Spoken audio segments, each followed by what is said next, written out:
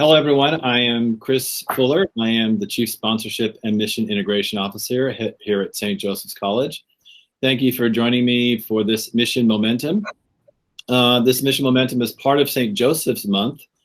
Each week we've had a different Mission Momentum around focusing on our core value of integrity, but also linking it to one of St. Joseph's characteristics or patronages.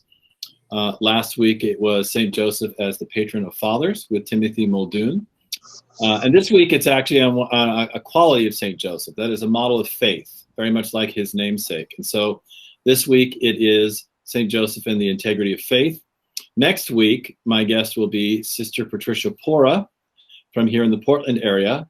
As St. Joseph is the patron of immigrants, she will talk with us about her work with the immigrant communities here in the Portland area. And then finally, well, not finally, the end of this week on the 19th, which is the Feast of St. Joseph, we will have a mass, online mass at 9 p.m. And a link has gone out for that will feature Father Gabriel here at St. Joseph's. And then I think it's, the week after that, Catherine, is the prayer service? Is that so we don't have the date set yet, but we're going to have a prayer service in partnership with Mercy Hospital also to pray for all our frontline workers and all those who've been affected by the pandemic. So my guest today on St. Joseph and the Integrity of Faith is Sister Mary Sullivan. Sister Mary is a well-known expert on Catherine McAuley. She wrote a biography of Catherine McAuley, as well as edited, I would say probably definitive collection of her letters, as well as other works having to do with Catherine McAuley and the spirituality and prayer life of the Sisters of Mercy and Mercy Spirituality. And I originally asked her to join us to talk about Irish culture. So I'm grateful to Sister Mary for changing her topic at my request a few weeks ago when we decided on this framework for St. Joseph's Month to focus on St. Joseph and St. Joseph as a model of faith, in particular the role of St. Joseph in the spirituality of the Sisters of Mercy. So Sister Mary, welcome. Thank you for joining us here at St. Joseph's College, and I will turn it over to you. Thank you very much, Chris. I'm delighted to be with you all. I know what it means to take time out in the middle of the day to devote your presence to something like this, and I thank you very much. I am very happy to be with you today and to share in this conversation about the meaning and goal of your life and work. As I've contemplated the mission of St. Joseph College, it occurs to me that overshadowing, protecting, and quietly inspiring all your efforts at St. Joseph's is an unseen man who daily assists your work in hidden but constant ways. The man in the shadows, of course, is St. Joseph, who was the teacher and tutor of Jesus of Nazareth for almost 30 years. We don't often think about the name of the educational institution where we teach. We forget the active presence and role implied in its name.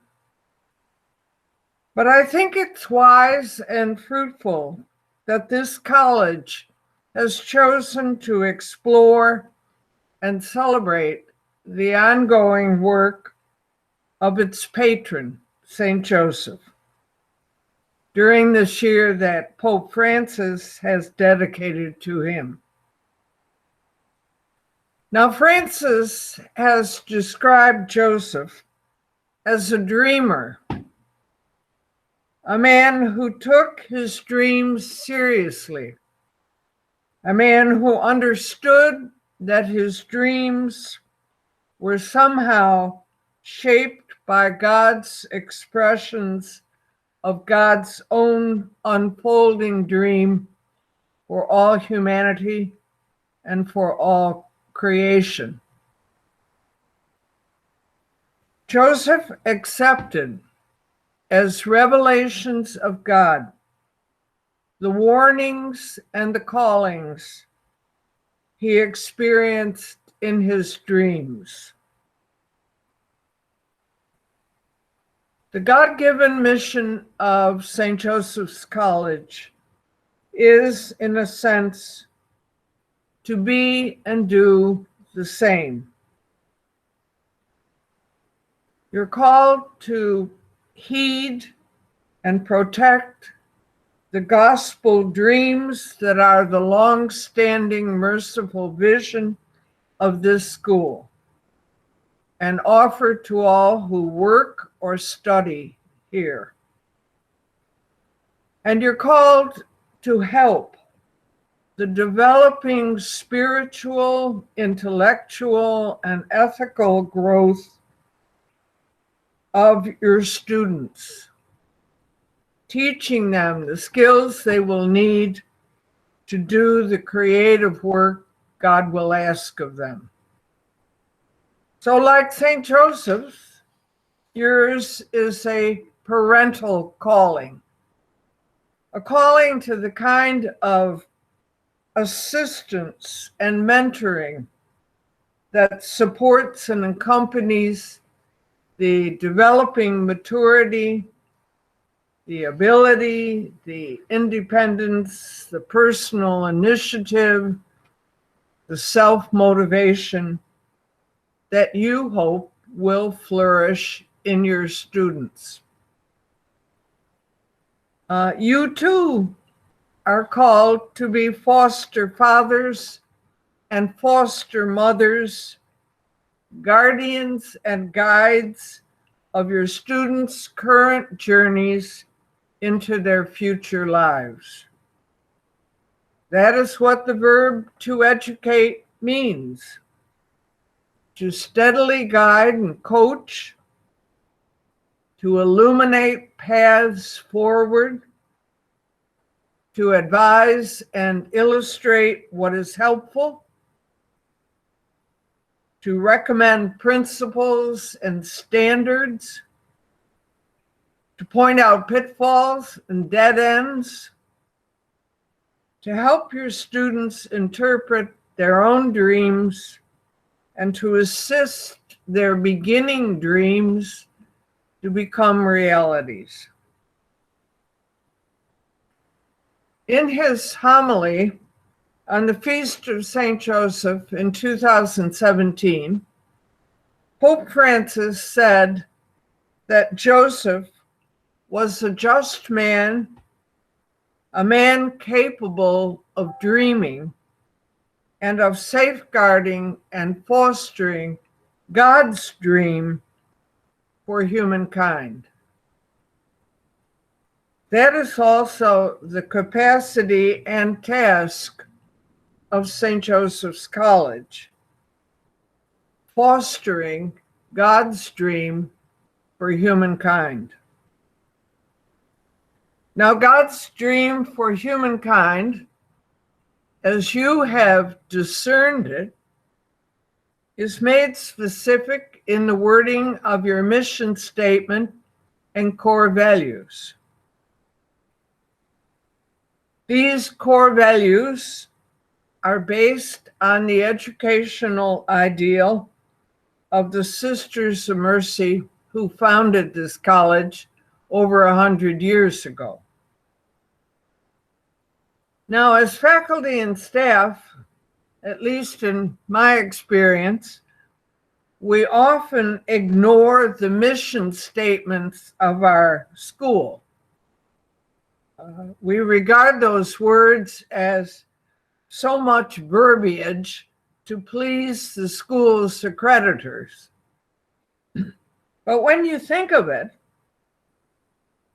it is really pretty wonderful to work at a school and get paid for working at the place that asks you not to spend your time producing unneeded material gadgets, but to carpenter God's dream, to pursue truth, to encourage ethical and meaningful lives, to create relevant educational activities and possibilities, to promote the common good, to cherish community, to be compassionate, to get paid to be compassionate, to respect the dignity and religious beliefs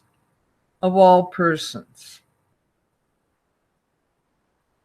In a sense, all this endeavor, like St. Joseph's labor in Nazareth, may be summed up in the phrase integrity of faith, which is the focus of your campus conversations this month. Now, what is the meaning of those words, that ideal? What does integrity of faith ask of you? Or is it so vague that you don't need to worry about failing to pursue it? As you well know, the call to integrity of faith is not as easy as show up at 9 o'clock in the morning and depart at 5, or park your car where you're told to park your car, or don't steal books from the library or food from the dining hall. No, integrity of faith has more to do with purity of heart, with consistency between our words and actions,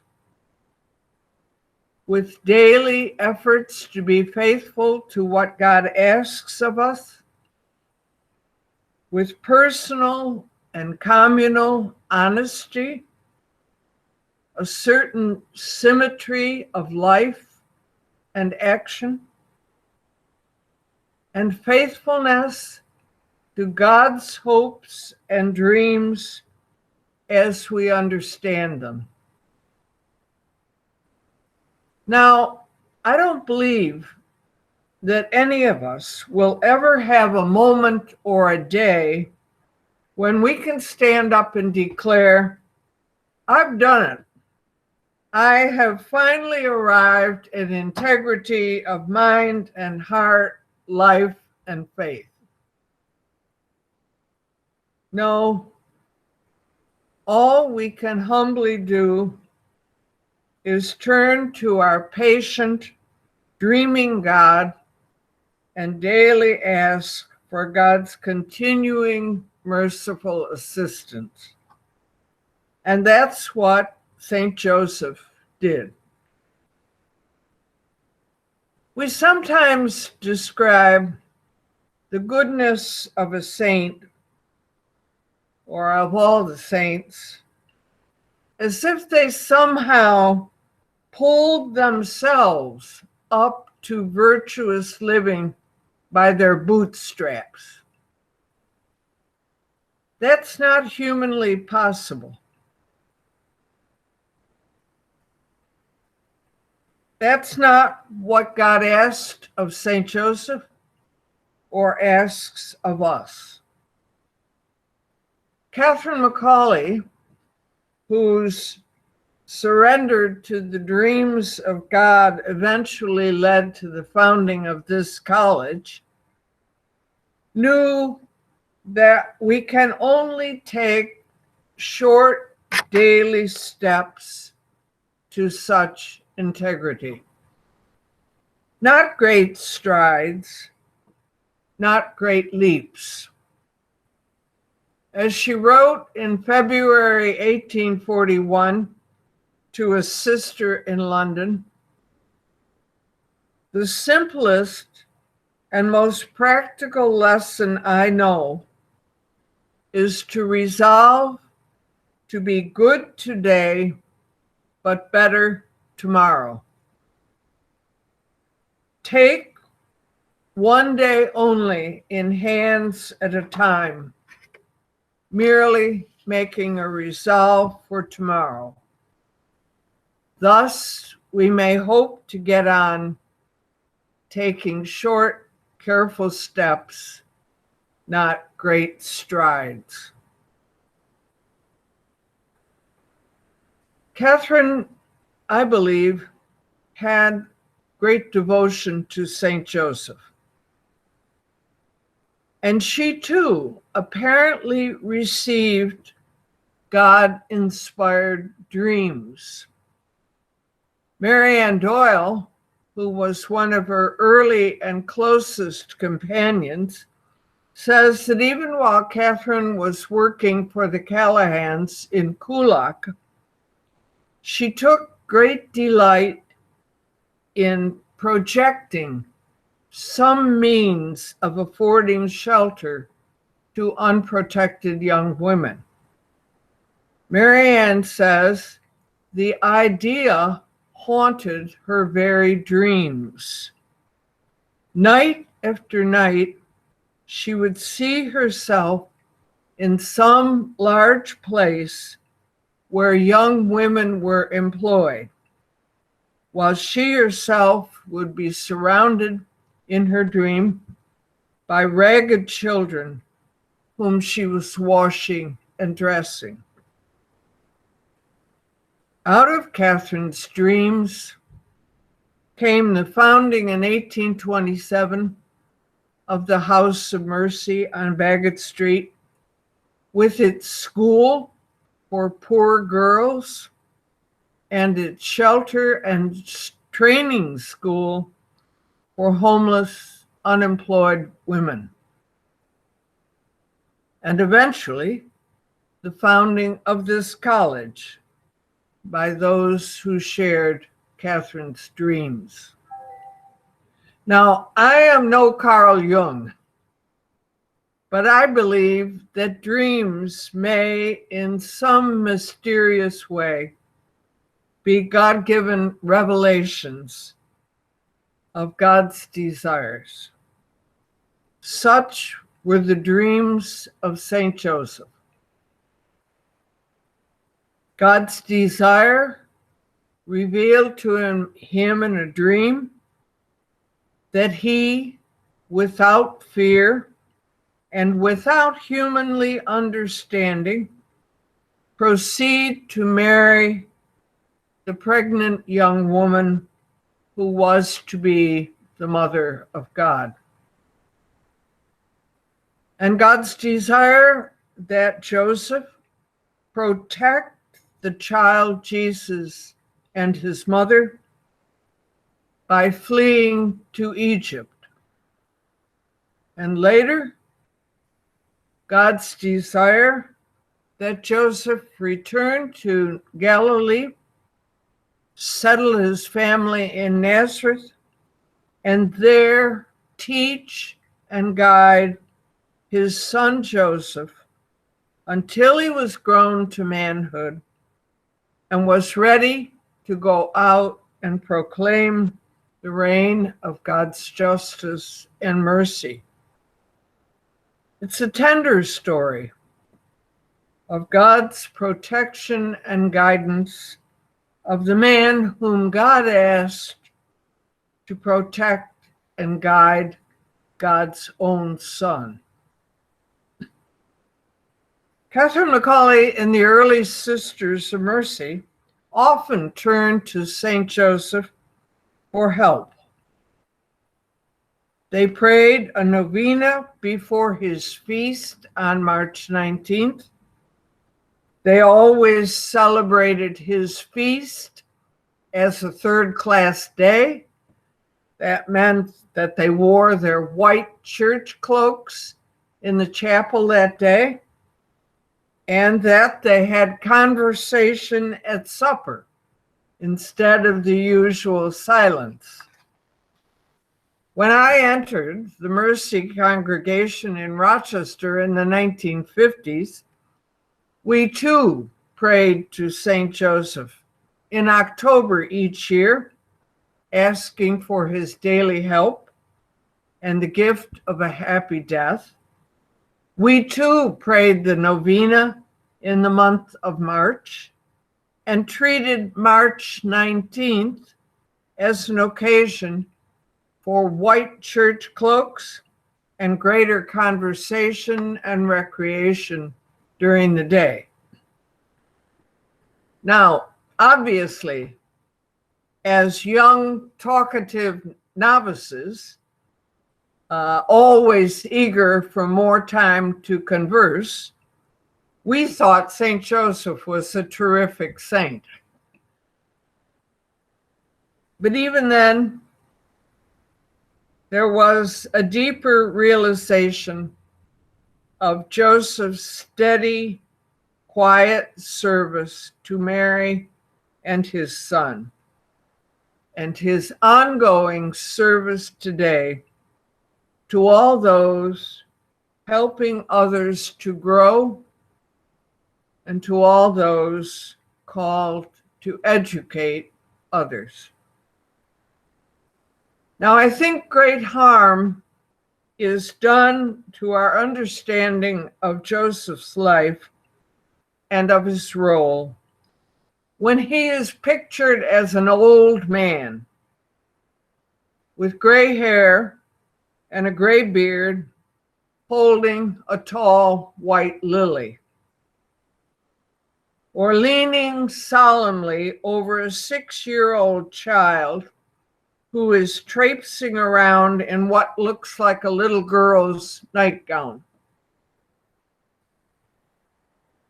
There is no scriptural evidence for believing that Joseph was an old man, perhaps even a widower, when he and Mary were married.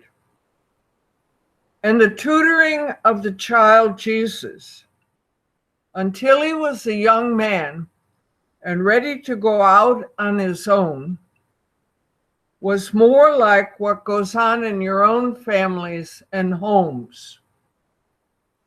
No simply holding white lilies, no matter what they symbolize, and no allowing your children to stay in their night clothes all day.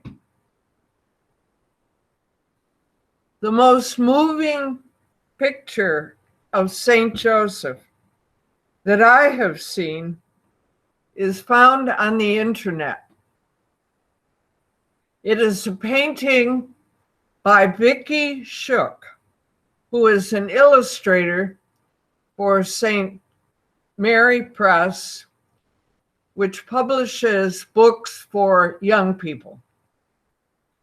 In the painting, a black-haired St. Joseph, dressed in a bright green and yellow tunic, wearing his carpenter's apron, and holding a wooden mallet, is standing patiently beside his young son, Jesus. The child, who is about 5 or 6 years old, is crouched on a large table, dressed in a child's bright yellow tunic, and trying intently to put wooden pegs in the holes of a wooden board. Smiling down on him is the guiding, teaching, encouraging Joseph, the attentive man who also stands beside this college. I said earlier that the mission of St. Joseph and of St. Joseph's College is a tender calling, and I mean it. We sometimes think that running an institution of higher education and teaching its students is a tough, rigorous affair. we forget that there is a child Christ yearning to grow in each of our students, no matter what their age. Yes, that growth is God's work, but we are God's carpenters, God's collaborators, as was St. Joseph. In his exhortation, The Joy of the Gospel, Pope Francis tells us straight out, the Son of God, by becoming flesh, summoned us to the revolution of tenderness. That conversion to tenderness is the slow process of the teachers and students learning to love mercifully, which is the heart and purpose of all human education in whatever field of knowledge. Even occasional F grades and suspensions may be genuine and necessary expressions of such tenderness. In the encyclical Laudato Si on care for our common home, Francis tells us that Joseph was a just man, hardworking and strong, but that Joseph also shows great tenderness, which is not the mark of the weak, but of those who are genuinely strong, fully aware of reality, and ready to love and serve with humility. As the guardian of the people of God and of this college, St. Joseph can, as Francis says, inspire us to work with generosity and tenderness in protecting this world and the human lives God has entrusted to us. So, in the workshop that is St. Joseph's College, may you, carpenter, with God, the future of humanity in all the ways that are available to you. May you be, with God and with St. Joseph, co-builders of the reign of God's justice and mercy. May you count on the daily help of St. Joseph who stands beside you. May you, with your apron of readiness on and the tools of your trade in hand, guide the growth of all those God entrusts to your care and teaching. And may you model for them the merciful, tender labor God asks of all of us.